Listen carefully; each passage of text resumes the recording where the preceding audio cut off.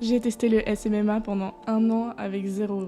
On est actuellement le 20 septembre aujourd'hui et ça va faire plus d'1 an que j'ai créé mon agence, même quasiment 1 an et demi. Maintenant, petit spoiler, j'ai accompagné plus de 40 marques dont beaucoup que vous connaissez comme Carrefour, Cityscoot, Blissim, Asphalt ou encore Pandati. Alors je fais cette vidéo pour ceux qui souhaitent créer leur agence ou ceux qui sont en train de la créer mais qui veulent progresser. Honnêtement, je suis pas ici pour vous vendre du rêve ou quoi, je veux vraiment être 100% transparente sur mon expérience, sur comment je l'ai vécu et changer un petit peu du discours qu'on voit à H24 sur YouTube de personnes qui vous vendent le SMMA comme le saint graal du business en ligne. Donc dans cette vidéo, je vais vous expliquer mon parcours 100% transparent, tout ce que j'ai vécu avec mes associés, que ce soit les victoires, les échecs, les difficultés, et je vais vous dire la réalité sur ce que les youtubeurs appellent aujourd'hui la meilleure façon de devenir riche en 2023. Alors de base, moi je me suis lancée dans le SMMA parce que j'avais une première entreprise sur les réseaux sociaux, c'est-à-dire que j'étais créatrice de contenu autour de la nutrition, j'avais des communautés sur les réseaux sociaux. Et je savais que j'avais une expertise dans ce milieu-là, parce que j'avais développé en moins de 4 mois des communautés de 160 000 abonnés. Un jour, alors que je pars vivre quelques mois au Mexique, je croise la route de 2 dropshippers qui me font découvrir le monde du e-commerce et du SMMA. En gros, nos compétences sont super complémentaires, donc on s'est dit mais il faut absolument qu'on fasse quelque chose ensemble, et donc on décide de créer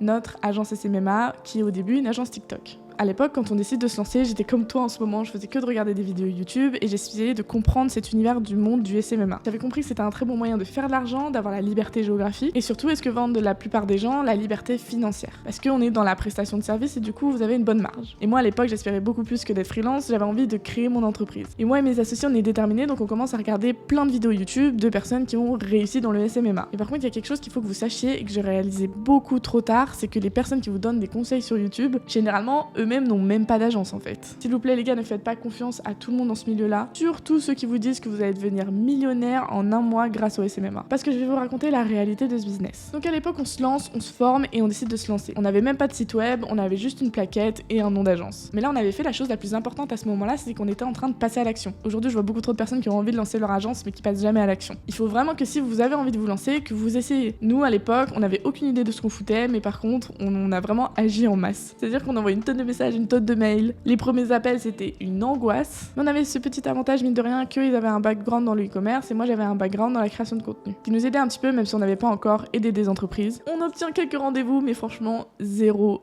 close. Personne ne nous fait confiance, on n'est pas à l'aise au téléphone, ça marche pas du tout. Mais on décide quand même de continuer et de persévérer. Un jour, grâce à LinkedIn, on sympathise avec un créateur d'agence et en fait, lui, effectivement, il avait aucune compétence en TikTok, il avait des clients qui avaient envie de développer TikTok et donc, il nous a fait confiance. Il nous a envoyé un client. Ça, c'était environ 3 semaines après la création de l'agence. C'était un contrat à 600 € en one shot, mais on était en folie. C'était le début, on se rend compte que c'est possible, la machine est lancée, et surtout, on remarque que la recommandation, c'est puissant de ouf. Donc on fait notre première presta, honnêtement, on est nul, on est en train d'apprendre, le client est quand même très gentil avec nous, donc on a de la chance. On a nos expertises, ça c'est sûr, mais on n'avait jamais fait vraiment de prestation de service déjà. Donc c'était la première fois, mais en tout cas, ce qui est sûr, c'est qu'on faisait au mieux. Et ça, le client, il a vraiment apprécié. Mais par contre, on a remarqué que la recommandation, ça marchait de fou, donc on active un max notre réseau. Parce qu'il faut savoir que forcément, au début, quand vous lancez la prospection froide, ça peut marcher. Mais si vous n'avez pas de case study à montrer, c'est quand même très compliqué. Parce qu'un client va vous faire confiance en fonction de ce que vous allez lui montrer, ce que vous allez lui prouver, que vous êtes capable de faire. Sinon, il vous donnera clairement pas de l'argent comme ça. Alors que si c'est quelqu'un qui vous recommande, vous avez la confiance de la personne qui détient sur l'agence. Donc on en parle autour de nous.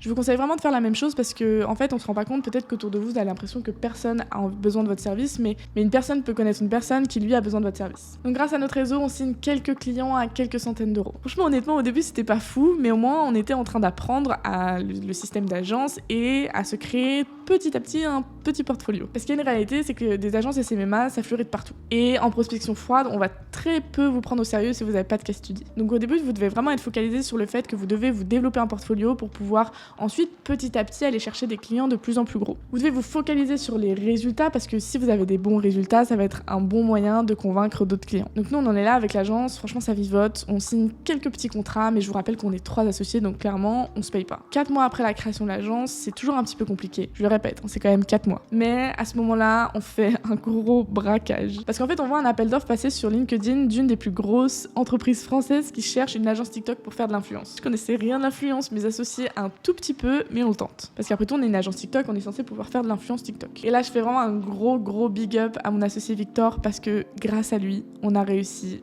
à avoir cet appel d'offres. On gagne face aux plus grosses agences TikTok un contrat à 5 chiffres pour l'influence. Bon, j'avoue, à ce moment-là, j'étais un petit peu en mode Victor, Comment on va faire? Nous n'avons jamais fait d'influence. Vraiment, là, la plus grosse leçon que j'ai prise en pleine phase, c'est qu'en fait, il faut oser, les gars. Parce que même une agence qui existait depuis 4 mois, avec très peu de case studies, on a réussi à être pris pour cet appel d'offres parce qu'on avait créé une offre vraiment parfaite, on avait compris exactement la demande du client, on était réactif, on avait forcément du coup des prix beaucoup plus intéressants et vraiment une offre irrésistible. Ça, c'est quelque chose dont je reviendrai après parce que créer une offre irrésistible, c'est aussi le succès de toute agence. Parce qu'à ce moment-là, il faut quand même se le rappeler que ça fait 4 mois qu'on travaille sur l'agence et qu'on se rémunère 0 cacahuète. Mais on continuait parce qu'on savait que c'était possible et parce qu'on était passionné par ce qu'on faisait. Et une autre vérité que très peu de youtubeurs dans le SMMA disent, c'est qu'en fait, pour réussir dans le SMMA, il faut être passionné. Si vous le faites uniquement pour l'argent, je vous jure les gars que vous allez vite abandonner. Car là, ça faisait 4 mois, je sais pas si vous vous rendez compte, mais 4 mois qu'on travaillait de façon acharnée tous les jours et qu'on gagnait 0 argent. Honnêtement, tu tiens pas si tu kiffes pas.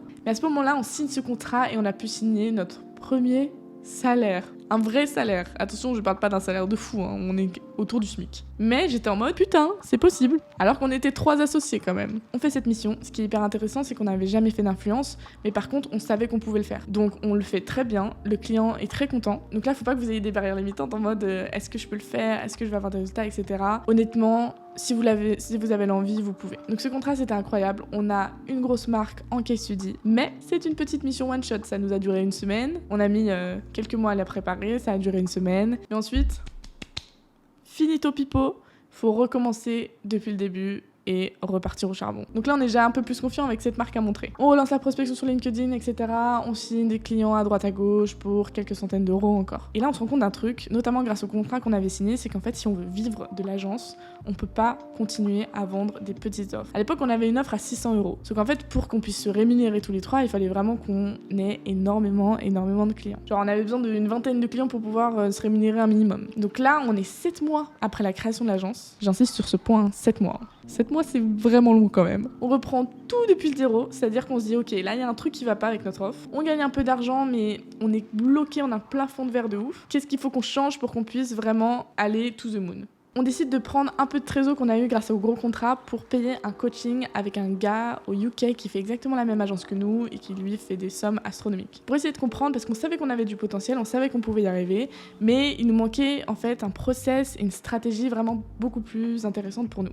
Et là, on comprend le principe d'une offre high ticket. Une offre high ticket dans le milieu de l'agence, c'est qu'au lieu de vous vendre à 500 euros, 600 euros, ce qui est des contrats qui peuvent être très intéressants pour des freelances, mais en fait, si vous avez la volonté de créer une agence et de créer une grosse structure, il faut que vous vendiez des prestations très chères en fait. Et du coup, maintenant, on prend le risque et on décide que nos clients doivent maintenant nous payer minimum 3000 euros. On se lance un nouveau challenge, on revoit notre cible, on revoit nos offres et on décide de cibler uniquement les gros e-commerce. Ceux qui gagnent assez d'argent pour pouvoir payer des offres à 3000 euros et qui ont besoin de création de contenu. Il y a aussi un truc, c'est qu'on décide de devenir beaucoup plus spécialisé, c'est-à-dire qu'on n'est plus une agence TikTok, on décide d'être une agence UGC. Parce qu'en fait, on se rend compte que nos contenus, ils sont pas forcément... ils peuvent marcher sur toutes les plateformes, pas que TikTok. Et en fait, on se spécialise dans une niche. Et ça, c'est aussi un conseil que je donne à toutes les agences, et je l'ai énormément répété pendant mes coachings, c'est nichez-vous. C'est-à-dire qu'à ce moment-là, on s'est niché sur les gros e-commerce de France, et on s'est aussi niché dans notre service, qui on est devenu une agence UGC. Ça peut être très dur et très compliqué de se dire je vais me limiter à beaucoup d'options. Je vous conseille au début de vraiment faire le max de missions que vous pouvez. Ne soyez pas forcément spécialisé, ayez des case studies. Mais à un moment donné, il faut vraiment que vous vous spécialisez et que vous deveniez expert dans ce domaine parce qu'en fait, si vous lancez un produit high ticket, les personnes vont vous faire beaucoup plus confiance si vous êtes très spécialisé. Ils vont dire ok, je suis prêt à mettre ce budget-là parce que cette personne, elle est experte dans ce domaine. Donc nous, à ce moment-là, on décide de se spécialiser en tant qu'agence UGC et puis agence TikTok. Une fois que vous avez votre agence et que vous commencez à avoir des bons case studies, honnêtement, augmentez vos prix. Faites en sorte de créer une offre qui a une très grande valeur perçue aux yeux de votre client. Pour que vous travaillez avec moins de clients, mais mieux parce que vous allez vous investir pleinement dans vos clients. Et dans ce cas-là, en fait, tout le monde est content parce que certes, le client est cher, mais vous avez plus de temps pour vous occuper de lui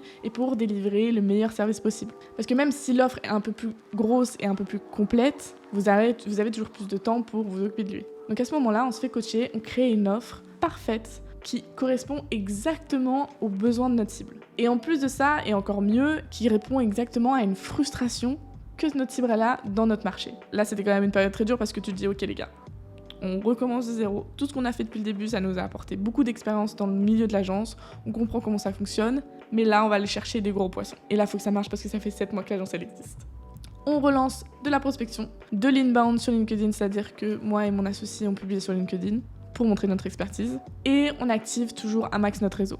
Et en fait, ce qui se passe à ce moment-là, c'est que moi, à force de voyager dans des destinations où il y a des digital nomades, où il y a des entrepreneurs, en fait, je me suis quand même construit un réseau qui est pas mal. Et là, je repense à une copine que j'ai rencontrée au Mexique qui travaille pour un des plus gros e-commerce de France et qui avait cette frustration dont mon offre actuelle, maintenant, répondait. On obtient ce rendez-vous et là, Victor, mon associé, le meilleur des closers, close ce client. Parce que là, le truc, c'est que notre offre, elle répondait exactement à leurs besoins et à leurs frustrations qu'ils vivaient en ce moment. Et en plus de ça, on avait des case studies, on était beaucoup plus confiants. Et franchement, pour moi, c'est à ce moment-là que l'agence, elle a vraiment débuté. Je le rappelle, on est quand même 7 mois après la création de l'agence. Et ces 7 mois, en fait, ils nous ont énormément appris. On a fait beaucoup d'erreurs. On s'est rendu compte qu'on était capable de faire beaucoup de choses. On a pris confiance en nous. C'était peut-être long, mais je pense que c'était le processus qui devait se passer pour qu'on en arrive là. En fait, ce qu'il faut savoir, c'est que dans l'entrepreneuriat, j'aime bien parler de cette courbe. En fait, ça va toujours être comme ça au début, et d'un coup, ça va monter. Faut pas, en fait, si vous vous lancez dans l'entrepreneuriat, si vous vous lancez même dans n'importe quel business en ligne, ne vous attendez pas à ce qu'en fait, ça fasse comme ça. Honnêtement, dans tout business, et j'ai rarement entendu quelqu'un à qui ça a fait comme ça, vous allez galérer, vous allez faire des erreurs, vous allez voir c'est dur, vous allez persévérer, vous allez continuer, et c'est là qu'à un moment, ça va payer. Et vraiment, pour ce client, j'ai tout donné. C'est-à-dire que je savais que si ce client était satisfait, ça pouvait être mais juste insane pour l'agence. Et là, on a des résultats. Le CEO, il est content. Et là, mesdames et messieurs, écoutez bien, parce qu'on fait un des moves qui nous a fait exploser l'agence et qui fait qu'aujourd'hui, notre agence, elle a du succès. C'est qu'en fait, ce CEO, qui est quand même le CEO d'une grosse entreprise e-commerce, on recommence, et j'en reparle encore parce que pour moi, c'est primordial, la recommandation, les gars. C'est-à-dire que le CEO, on lui a dit quoi ? Ok, t'es content de ce qu'on fait ? Nous, en tant qu'agence de prestation de services, la recommandation, c'est un de nos leviers de croissance qui est un des plus importants. On propose à ce CEO qui a un réseau de fous malades de lui offrir 10% de réduction sur sa prochaine presta s'il nous recommande à quelqu'un et qu'on arrive à l'avoir en tant que client. Les gars, ça c'est le move le plus important qu'on a fait dans l'agence. En plus de changer nos offres et de faire des offres high ticket. Parce que fin 2022, après beaucoup moins de galères quand même, on se retrouve avec un CEO qui nous recommande aux gens autour de lui. Et toutes ces marques, qui sont en fait des marques comme lui, donc des gros e-commerce, viennent tout simplement à nous. Parce que, encore une fois, lorsque quelqu'un te recommande quelque chose, tu prends beaucoup plus en considération.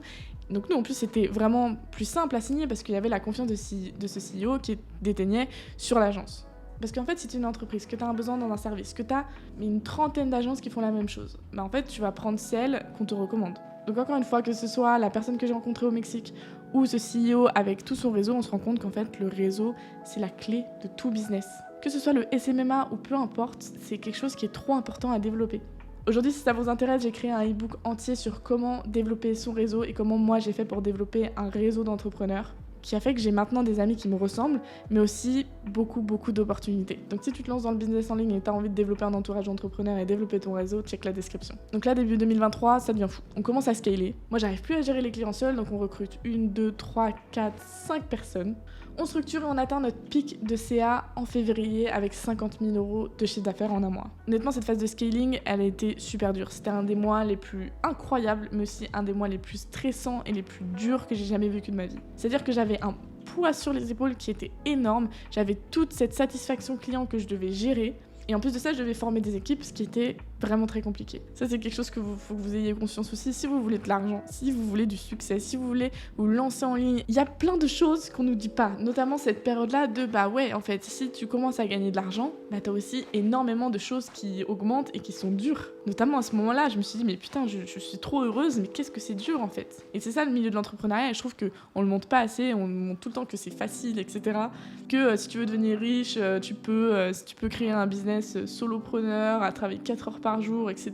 et faire des millions. Non les gars, s'il vous plaît, il y a une réalité qu'il faut que les gens soient conscients, c'est que l'entrepreneuriat c'est dur et encore plus dur qu'en fait tu commences à atteindre le succès. Parce que c'est très dur dans le down, parce que tu sais pas, tu doutes et tu te demandes comment ça va marcher, etc. Mais c'est aussi dur dans le up parce qu'en fait dans des phases comme ça, t'as une pression qui est énorme, tu sais pas si tu fais bien les choses, si tes clients ils vont être contents, et franchement ça c'était pour moi quelque chose qui est très dur. Donc faut que vous ayez conscience, si vous lancez votre agence, si vous avez des grosses ambitions, si vous voulez gagner de l'argent, ça fait partie du jeu et c'est quelque chose qui est pas toujours facile. Et après par contre c'était quand même une période qui était incroyable incroyable pour moi parce que je me suis rendu compte qu'en fait, ouais, putain, c'est possible. Donc là, l'agence, c'est incroyable. On apprend, on fait beaucoup d'erreurs, on recrute, on fait des erreurs de recrutement aussi. Mais vraiment, on est dans une bonne période. C'est-à-dire qu'on a toujours de la demande entrante, etc. Mais, parce que ça aussi, faut savoir que les montagnes russes, vraiment, c'est l'entrepreneuriat, pour de vrai. C'est-à-dire que là, on était dans un up de fou furieux, et en fait, on s'est rendu compte que là, en scalant, forcément, dans tout ce que je vous ai raconté, on a baissé un petit peu en satisfaction client. Donc on se rend compte en fait que notre business model, qui est en fait une niche qui est très compliquée dans le milieu de l'agence SMMA. Franchement les gars, si vous vous lancez dans l'agence UGC, je vous souhaite bien du courage. Parce qu'on a créé une offre qui matchait parfaitement avec notre cible, mais en fait on se rend compte qu'il nous manque un truc qui est primordial, c'est qu'on a peu de rétention. C'est-à-dire qu'on a des clients qui reviennent, mais on se rend compte que nos clients ils reviennent, mais beaucoup plus tard. Et en fait on se rend compte qu'on a un problème dans notre offre, c'est qu'on livre beaucoup trop de volume de créa, parce qu'en fait les personnes elles ont assez de vidéos pour tenir des mois et des mois. Si tu regardes encore cette vidéo jusqu'ici, il y a un truc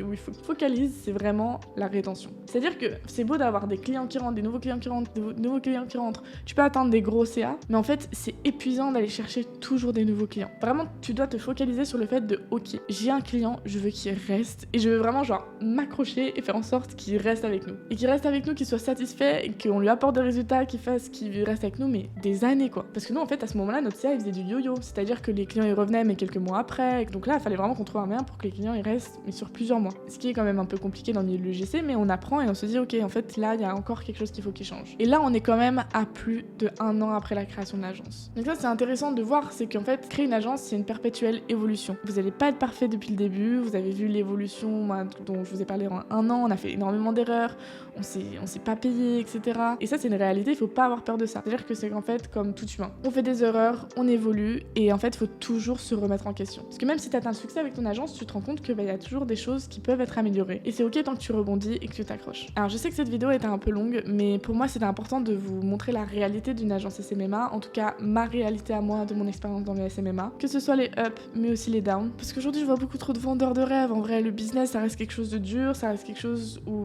faut être passionné par ce que vous faites, ça reste quelque chose qui est hyper stimulant et passionnant. Parce qu'honnêtement même si j'ai vécu peut-être des périodes stressantes, que j'ai vécu des mois un peu durs, et vraiment je regrette mais en rien de cette aventure parce qu'elle m'apporte aujourd'hui une liberté qui est pour moi mais juste incroyable. C'est-à-dire que j'ai l'impression de contrôler ma vie en fait, d'être là et de me dire ok, c'est moi qui prends les décisions pour ma vie et si ça marche pas, c'est parce que c'est ma responsabilité, si ça marche c'est ma responsabilité aussi. Et j'ai l'impression de vivre en fait, tu vois.